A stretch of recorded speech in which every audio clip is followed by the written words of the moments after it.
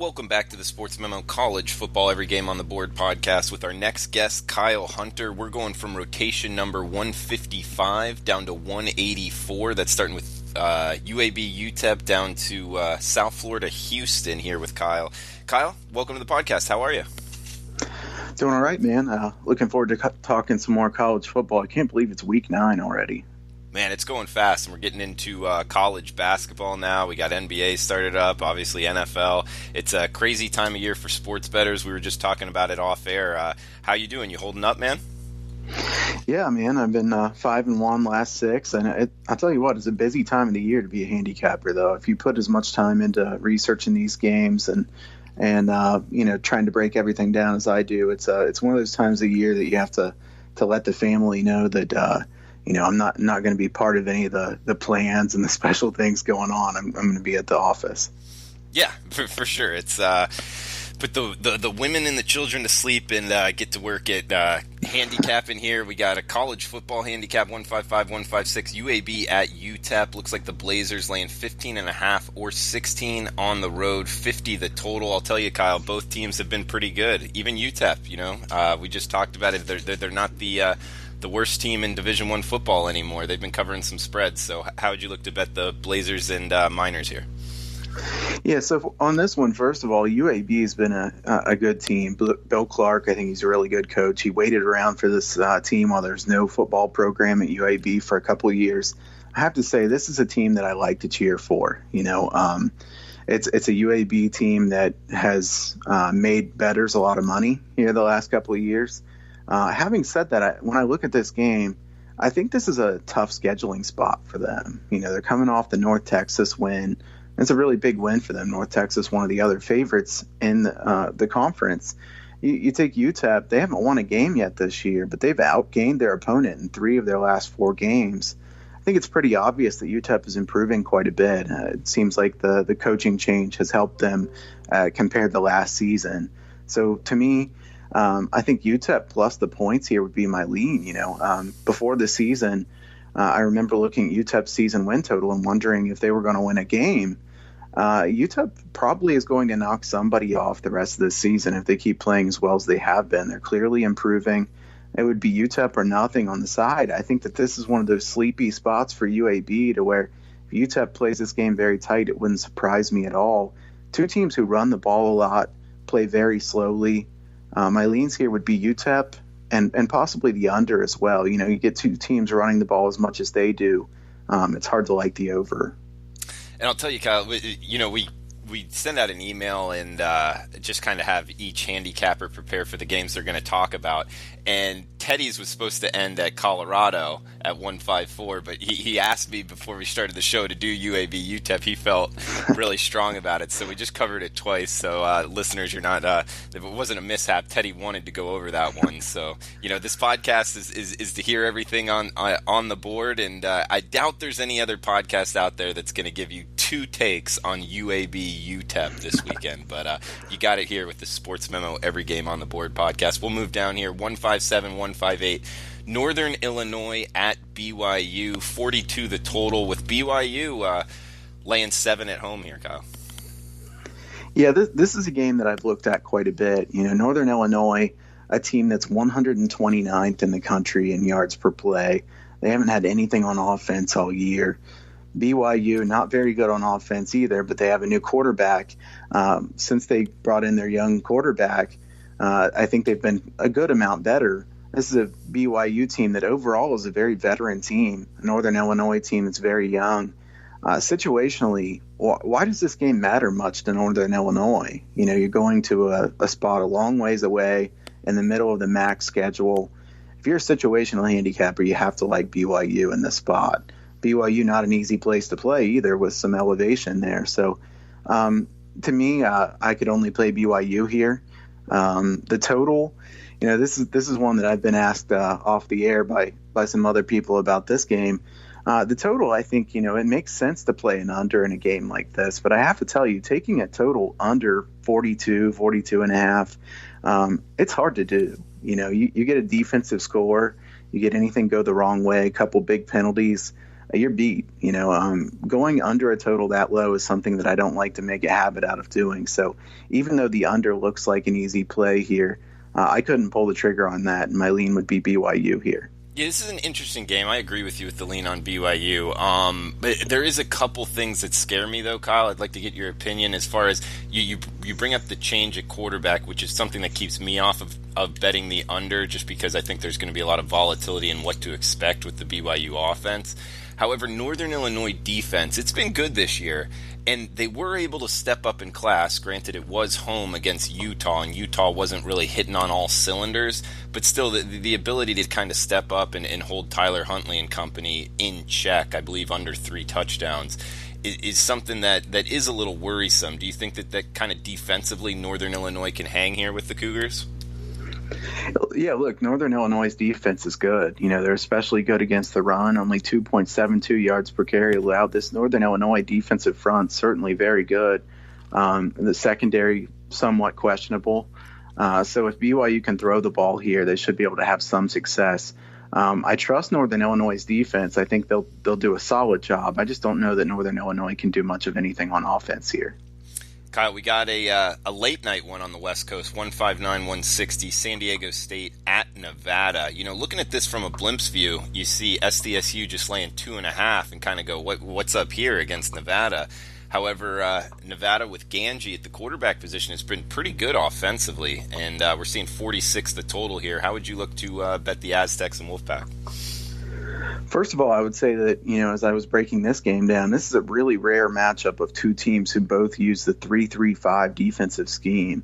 I think that's why we've seen under money come in here, because this is usually one of those schemes that you almost never see. So you get the benefit of, you never get to see this defense. You don't know what to do.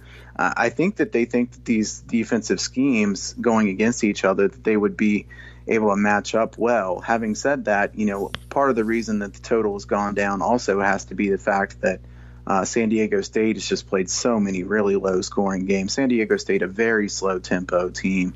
Look at their tempo. They're 115th out of 130 in the country in tempo. They're going to run the ball consistently. They've ran the ball on almost 69% of their plays on offense so far this year.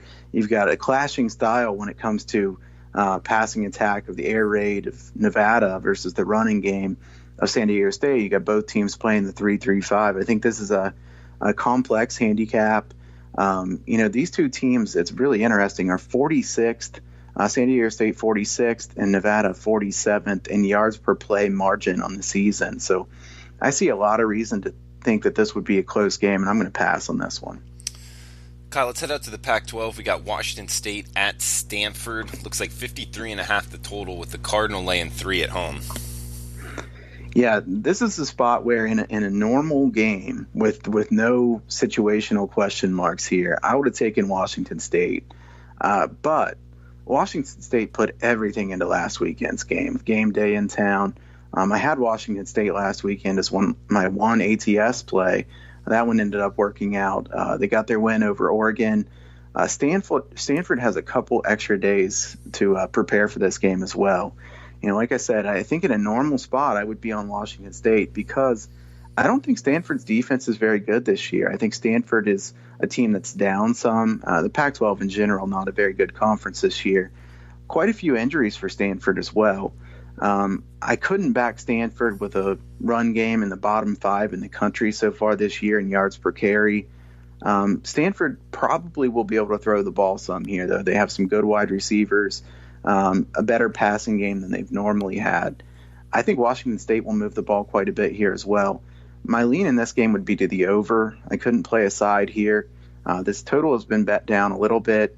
I have to say, it's scary to take overs with Stanford because they move so slowly, but Washington State will keep the tempo going as much as they can, and I think that both offenses could get some chunk yardage on some of their plays. Yeah, and something to also think about, if Washington State's able to jump out to a lead, it will speed Stanford up, but I agree. It's just a lot of question marks in this. Bryce Love's health, Also, it's a tough spot for Washington State, off that big win like you mentioned, Kyle. So, yeah, it's a rough one there in the Pac-12. Also, staying in the Pac-12, we got Arizona State at USC. This one in Los Angeles, 54.5 the total, with the Trojans laying 6 at home. Is this a spot, in your opinion, to kind of jump on Herm Edwards and company here off of that hard-fought loss against Stanford last week? Yeah, I watched a lot of that game. I think Arizona State had a real chance to win that game. Some key turnovers, really bad clock management at the end of that game as well. Arizona State has been a lot better than most people would have expected. They're 32nd in the nation in yards per play margin. USC is 66th. So USC has been a big disappointment in my mind. Clay Helton, not a coach I like to back at all. He's 19-0 at home. On the road, a different story. I think Clay Helton does not get enough out of his talent. We know USC has a lot of talent. A big question mark here is, will JT Daniels play? I've seen differing reports on this, so definitely something to keep an eye on as far as JT Daniels in concussion protocol. Some listing him as probable. Some have even said doubtful. Definitely something you want to know here, because if he doesn't play, we're going to get Sears starting at quarterback. A big unknown there. I think Daniels has played pretty well of late. So if you want to back USC, you want to make sure he's playing. My slight lean here would be Arizona State. I think that, so far we've got an Arizona State team that has certainly outperformed expectations, a USC team that has underperformed. And USC doesn't have as much to play for as you would expect based on their big loss to Utah last week. And I will say also, that loss to Utah was a little misleading. They should have lost by more than they did. They were outgained by, I think, about 300 yards in that game. So a couple key turnovers from Utah gave USC a couple easy touchdowns. And other than that, Utah really dominated them. So I don't trust this USC team. It would be Arizona State or nothing here for me. Staying in the Pac-12, we got Washington at Cal. Looks like the Huskies laying 11.5 on the road, 45 the total, Kyle. Yeah, this is an interesting game because you've got a Washington team that's out of the playoff race, but they still have stuff to play for as far as in the Pac-12. And Chris Peterson's a good coach. So far in this game, I think it's interesting to see that the bets are 79% of the bets so far on Washington. The money's almost exactly 50-50, so we certainly have some sharp action on Cal to keep this number where it is. I think that makes sense based on the fact that Cal's defense has been very solid throughout the course of the season. The question mark, though, to me, can Cal get a quarterback who doesn't turn the ball over? Cal has had some major turnover issues so far this year. I know they've been switching quarterbacks around. This is a spot where it's hard for me to take a side here. I would definitely lean to the under in this game. 45, a key number. So you want to be able to get 45 if you take the under here. Jake Browning, also not a quarterback I can trust either. I think we've all seen by this point, Jake Browning with his, inability to throw the ball away. He'll throw the ball kind of up for grabs right as he's getting sacked instead of just throwing it away. It's something they've talked with him a lot about, but it really hasn't changed anything so far. So to me, the lean here in this game is the under. Kyle, let's head to Jacksonville here. We got Georgia, Florida, and the largest outdoor cocktail party with the Bulldogs laying 6.5, 52 the total. I guess it could be the SEC East Championship on the line. I know what Georgia still has to go to Lexington, but nonetheless, it's a big one in the SEC standings here with 6.5. The Bulldogs laying 52 the total, Kyle. Yeah, I think that this is a must-see TV type of game. I think it's one that everybody would want to watch. I think it could be a little bit of a difficult one to bet. My lean would be the under. I think that both teams would be very motivated in this game. Why wouldn't they be? The question mark is which run defense can step up a little bit, because Florida's run defense, 68th in the nation in yards per carry allowed. Georgia's run defense, 70th. Both teams are going to run a lot here, so we're going to see who can stand up against the run and do a solid job. Georgia is -3 in sack margin so far this year, while Florida is +12. So that's something to keep an eye on as well. Georgia's offensive line has struggled a little bit. Florida will definitely bring the heat in this game. Like I said, if I was taking anything here, I'd take the under. But I do think that maybe the best way to look at this game is to watch this game and see if you can find out something about either of these teams or both of these teams that maybe you find some value on them in future weeks. Guys, we got a coupon code here for Kyle. It's CFB30. So if you type that in at checkout, you can get 30% off anything to do with Kyle's college football. That could be a 3-day all-access. It could be full season for 30% off. Also, we'll add in the all-access or full season college football, week college football, whatever. That's CFB30 at checkout. Kyle's heating up of late, 5-1 his last 6 releases. And Kyle, we'll move on down the card here. We got 169, 170 out west. UNLV at San Jose State.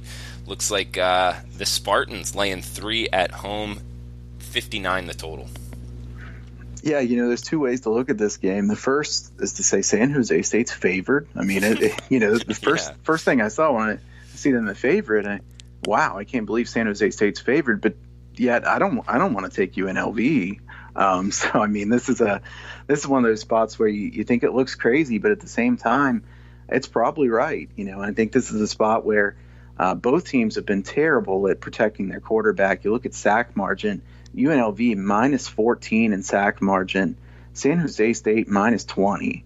Those are both bottom 10 in the country. Both of these teams are going to play fast. My lean would be the over here. I think that both teams can get some big plays in the running game. This total not too terribly high for two teams that are playing quickly.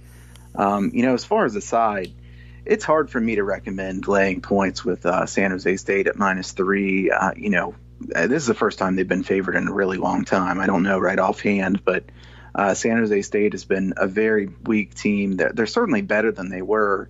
And UNLV, their team's not nearly as good without Armani Rogers. The rushing game's not what it was with him.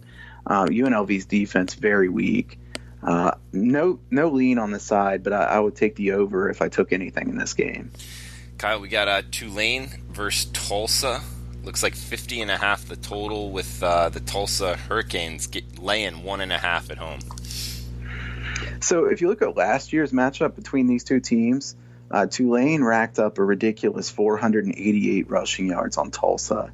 I had to look at that one twice when I was looking at my stats, because 488 rushing yards is pretty tremendous. It's pretty rare to see. And I think that's hard to overlook. Tulsa's defense has been better so far this year, but they're good against the pass, not good against the run. We know Tulane's going to run here, so can Tulsa stop it? I don't have any confidence that they would be able to stop it here. Both teams rank in the top 15 in the nation in highest percentage of plays as rushing plays so far this year. Tulane has had a good run defense. Tulsa has had a bad run defense. I would take Tulane here in this spot. Maybe instead of taking the +1.5, you take the money line. A lot of times if it's +2.5, +2, something like that, if I can't get a 3, I look to take the money line. I think that, more often than not, it's a plus EV move to take the money line there in that spot. Kyle, we got a good one here in the SEC West. This one kind of sleeper under the radar. 173, 174, Texas A&M at Mississippi State. Looks like the Bulldogs laying 1.5 in Starkville, 43.5 the total. So I'm of the opinion that Texas A&M is undervalued in the marketplace. I think the Aggies are clearly a better coach team than when Kevin Sumlin was here. Fisher's a good coach. He's been doing a good job with this team. Mississippi State, they have to be able to run. Fitzgerald just cannot throw. He's been slumping really badly here of late. I know some Mississippi State fans are even calling for Thompson, the backup. But Fitzgerald's had a good career at Mississippi State, but passing it lately, he's just had all kinds of turnovers. This is a Texas A&M team that I think can either run or throw it. Texas A&M defense is weak against the pass, but can Mississippi State take advantage of that? I don't think they can. Texas A&M ranks 16th in yards per carry allowed this year, a very good run defense. Both teams rank in the bottom 25 in pace of play. I certainly would lean to the under, but again, this is a really low number. Don't like taking unders below 45 or so, honestly. I like Texas A&M here. I will say the one thing that gives me some pause, 85% of the bets are on the Aggies. So everybody and their brother and mom and dad is taking this short underdog. And, that's a spot that I don't, if I like it enough, I'll go ahead and take it. But it certainly at least gives me some pause. What about you, Drew? I mean, so what, Kyle, you're going off of tickets written or money bet when you say tickets? Okay, because yeah. I mean, personally, I always like to tell people this, from living down in Costa Rica, dealing with sports books a little bit closer than most.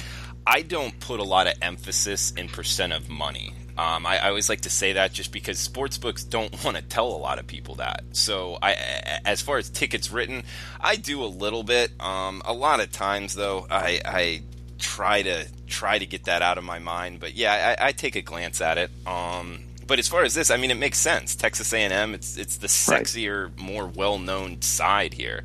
So yeah, Mississippi State isn't having fireworks on offense by any means. So you can see that being the public side. I still like it. I haven't bet it though. I doubt I will. So yeah, that's pretty much what I guess in response to you asking me my opinion on that. But staying in the SEC here, we got Kentucky at Missouri. This one an interesting one.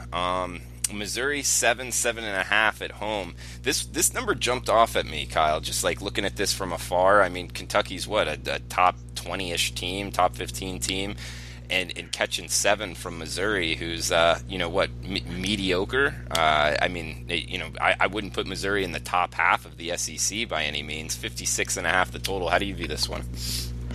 Yeah, so before this week, I like to go in and circle some games that I want to take, and I wanted to take Missouri in this spot. I think Kentucky is overvalued here. Having said that, I didn't expect to be laying 7 or 7.5, and I can't take Missouri at this price. I thought I might get a Missouri minus 4.5, Missouri minus 4. Instead, you've got 7.5. Kentucky, to me, has a big problem in their passing game. At some point, not having a passing game is going to catch up to them. Kentucky runs the ball consistently. If they're playing from behind, they're going to be in trouble. I think Missouri's explosive enough on offense that they could bust some big plays here in the passing game. Kentucky's defense certainly very solid. Drew Lock, a good quarterback for Missouri. I think Missouri has a decent home field advantage. You have a Kentucky team that, to me, most people are too high on now, in my opinion. I think that we're going to find out that Kentucky's not quite as good as their ranking. Kentucky only 10 plays of 30 yards or more so far this year, so not an explosive offense. They have to do it little by little. I think Missouri is the more explosive offense here. Obviously, Kentucky has the better defense, and like I said, they priced me out of this one. I can't take minus 7.5. Seems like the marketplace isn't nearly as high on Kentucky as what the AP voters are. Yeah, the numbers just seems a little fishy to me. Missouri, that might make Missouri the side, but you said, like you said, Kyle, it's a little pricey. Staying in the SEC East, yeah, we got Tennessee, South Carolina, 54.5 the total. Looks like the Gamecocks laying 7.5 or 8 in Columbia. So if you look at this game, this is a Tennessee team that has played better of late, certainly. South Carolina is the better team here. South Carolina, 55% of the bets on South Carolina, 78% of the money on South Carolina so far. This is one of my least favorite games that we're talking about, so I'll just say that, I'd pass on this game. I really have nothing too interesting about either of these teams. To me, Tennessee's played better of late, but can they prove it on a consistent basis? South Carolina, not a team that I really like to lay points with. I'd rather take points with them. So I'm going to pass on this one. Do you like Jeremy Pruitt as a head coach, Kyle? Yeah, I think so. We're going to find out if he's a good enough recruiter, and I think that's going to be the most important part. I think he's a good X's and O's guy. He's proven himself on the defensive end, certainly in the past, and Tennessee is usually a pretty easy place to recruit to, so I assume he'll do pretty well here. And who would you give the head coaching advantage to here, Tennessee, South Carolina? I'd call this one a wash. I'm not a huge fan of Muschamp, but at the same time, he's been in that system for a while, so I don't give any coaching advantage to anybody in this one. All right, not a big fan of Coach Boom, huh? No, not a huge fan. All right. We got Texas, Oklahoma State. Not sure what's happened to the Cowboys here in Stillwater, but either way, they're catching 3.5, 59.5 the total, Kyle. Yeah, so this one, I think we talked about Texas, was it last week maybe? I still am not convinced that Texas is as good as their ranking. They still have to prove it to me. They've been really good as an underdog. Everybody knows the stats about Tom Herman as an underdog. Mediocre is a favorite. Mike Gundy's a good coach. Look, whether you like his mullet and his I'm a man comments and stuff like that. I'm a 40-year-old, that type of thing. At Oklahoma State, he's coached them very well. They're 10-4 ATS off and against the spread loss, 4-1 ATS off a bye week. They had a bye week to get ready here. I think Texas is overvalued in the top 25 polls right now. The public is taking Texas here, and that doesn't really surprise me. I think that, Texas is the team with a big name, and they've played pretty well. You have 58% of the bets so far on Texas, a little bit more of the money coming in lately here on Oklahoma State. I think it's going to be curious. I'm curious to see where this line will close. I think you'll get some sharp buyback here on Oklahoma State if it keeps moving up. I think this one started at -1.5 and is up to 3.5. My lean here would be Oklahoma State. I don't think I'll play this one because, I don't know if I trust Oklahoma State on the defensive end in the secondary. Oklahoma State, good at stopping the run, secondary a weakness. Texas, to me, their offense is really not that good. They're not even in the top 70 in yards per play. So Texas still has stuff to prove to me. I'm not sure I think Oklahoma State's good enough for me to actually put my money on them, but my slight lean here would be the home underdog. All right, guys, we got 2 games left here, and remember the coupon code if checking out with Kyle Hunter on sportsmemo.com. We got CFB30 for 30% off any all-access or any college football service with Kyle at sportsmemo.com. We got 181-182 Rice at North Texas.